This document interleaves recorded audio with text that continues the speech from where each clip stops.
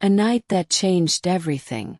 If I had known that night would change my life forever, maybe I would have listened to my mother. Maybe I would have stayed home. Maybe I wouldn't have let my heart believe in a dream that was never real. But when you're young, you think you know everything.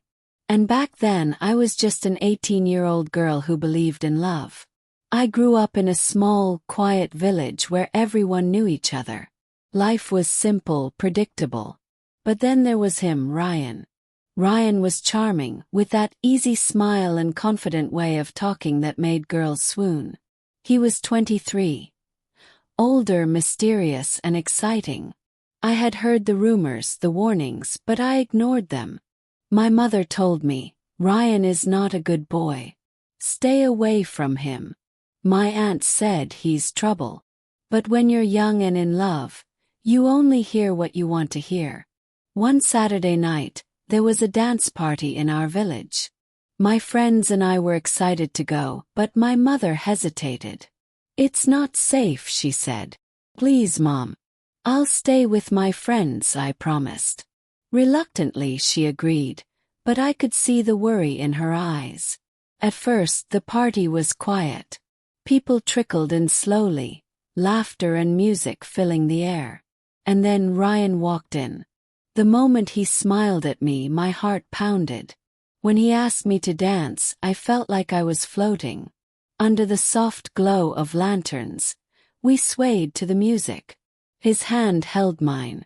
His voice made me laugh. For a moment it felt like a fairy tale. But fairy tales aren't real. When the party ended, Ryan asked, "Want to go for a drive?" I should have said no. But I didn't. A lesson in heartbreak. Ryan's car was known in the village. Sleek, black, fast. As we drove, the wind rushed through my hair, and the village lights faded into the distance. The sky was a blanket of stars. Felt free. But then the road changed. Houses disappeared. The laughter from the party felt far away. Ryan drove us to a lonely place. No lights, no people. The car came to a stop. Something inside me whispered, "This is wrong." Ryan turned to me. His eyes darker than before. He leaned in. "Ryan, I want to go home," I said, my voice shaking. He ignored me. His hand found mine, but this time it wasn't gentle. "Stop, Ryan." Pulled away. His face changed. Annoyed. Angry. "You're so boring," he muttered. Then, without warning, he opened the car door and pushed me out. I hit the ground. Cold air stung my skin. The car door slammed shut, and before I could say anything, he was gone. I was alone. The road was empty. The night was silent. My house was miles away. My feet ached with every step. My shoes weren't made for walking long distances, but I had no choice. That long walk home wasn't just painful, it was a wake-up call. A new chapter. The next morning I told my friends what had happened. They exchanged uneasy glances. "Ryan has always been like this," one of them admitted. "He did the same to us." "Then why didn't you warn me?" I asked, my voice shaking. "Everyone knows," another friend sighed. "We thought you did too." Felt foolish. I had been blind. But that night made me stronger. I stopped dreaming about Ryan. I stopped waiting for him to be the person I thought he was. 2 years later, I left the village. I moved to the city, worked hard, and built a life for myself. Found independence. Now at 28 I am married. I'm happy.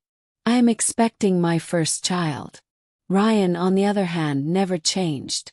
My old friends told me he drinks too much. He had 2 failed marriages. His reckless choices caught up with him. I don't feel anger toward him anymore. Feel grateful. Because that heartbreak led me to a better life.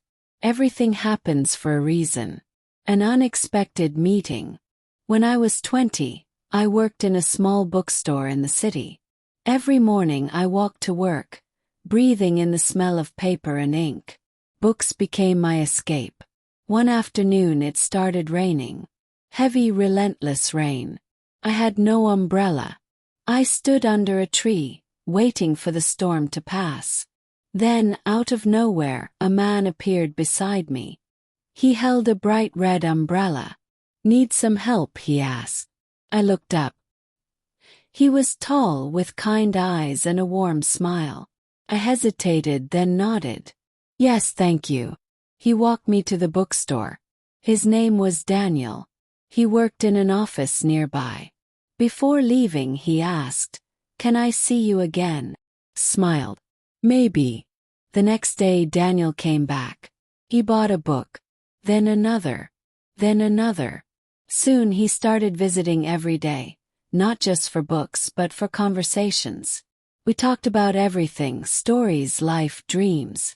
One day he finally asked, "Would you like to go for coffee?" Said yes. We sat in a quiet cafe, talking for hours. He told me about his younger sister, whom he adored. He had big dreams of traveling the world. His voice was full of excitement, full of life. For the first time in a long time I felt something real. Love in the rain. Daniel and I spent more time together. We went to the park, the movies, the museum. I was happy. But then, suddenly he disappeared. For 2 weeks, he didn't come to the bookstore. He didn't call. He didn't leave a message. I felt a strange sadness I hadn't expected. Then, one evening it started raining again. As I walked home, feeling the loneliness creep in, I saw a familiar sight. A red umbrella. My heart skipped a beat. It was Daniel. He was standing outside my building. "Where were you?" I asked. "I'm sorry," he said. "I had to visit my sister. She was sick." Smiled. "I'm glad you're back." He held the umbrella over me. "Let's go for a walk." We walked in the rain, through the glistening city streets. The cold drops fell around us, but I felt warm inside. That night I knew. I had found something real. Years passed. Now I am 30. Daniel and I are married. We live in a small house with a garden. And sometimes when it rains we take out our red umbrella and go for a walk. Because sometimes the smallest moments, a kind gesture, a shared umbrella, can change everything.